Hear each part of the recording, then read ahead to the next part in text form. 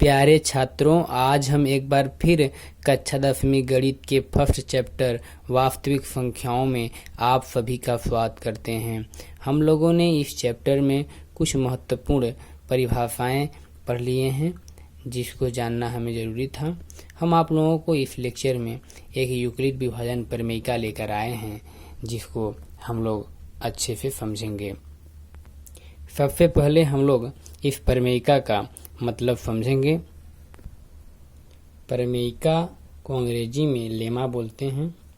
प्रमेयिका एक सिद्ध किया हुआ कथन होता है और इसे एक अन्य कथन को सिद्ध करने में प्रयोग किया जाता है।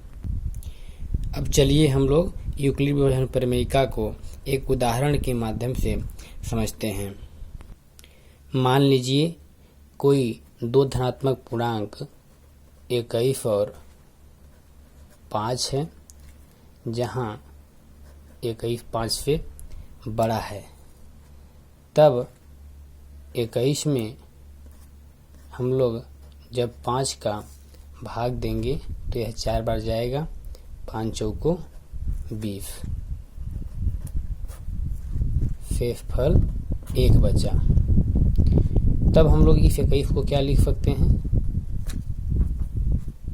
5 गुणे 4 धन 1, अर्थात 5 गुणे 4 धन 1, जहाँ 5 भाजक है और 4 भागफल और 1 शेषफल, अर्थात भाज्य बराबर भाजक गुणे भागफल धन शेषफल। जहाँ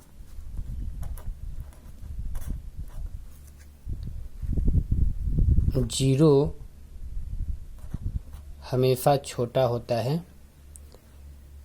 शेषफल से या बराबर होता है और शेषफल भाजक 5 से छोटा होता है।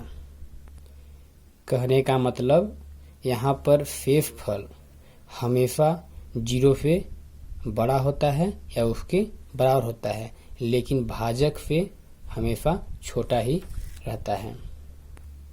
चलिए इसी उदाहरण को हम लोग दूसरे रूप में समझते हैं। मान लीजिए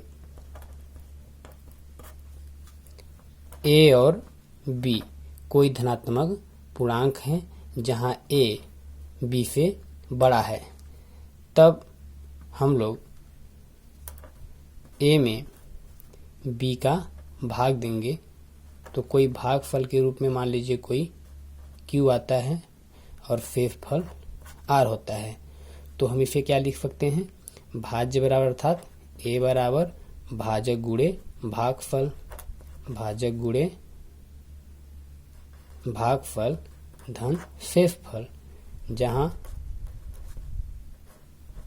क्या होगा कि जो शेषफल होगा वह क्या होगा? 0 से बड़ा होगा या बराबर होगा, लेकिन यह जो शेषफल है हमेशा भाजक से क्या होगा? छोटा होगा। यहाँ पर जो यह प्राप्त हो रहा है a बराबर बी क्यू धन r, जहाँ 0 r से छोटा है या बराबर है लेकिन r b से छोटा है। यहाँ यह कुछ नहीं, यह हमारा यूक्लिड विभाजन प्रमेयिका ही है।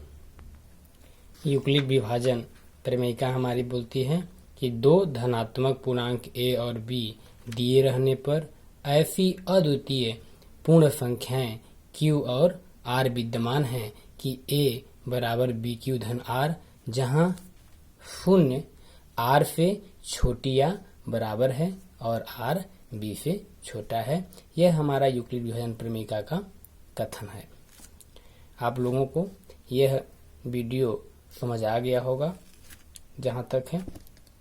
अगर समझ आ गया होगा तो हमारे इस वीडियो को लाइक अवश्य करें। आप लोगों का बहुत बहुत धन्यवाद।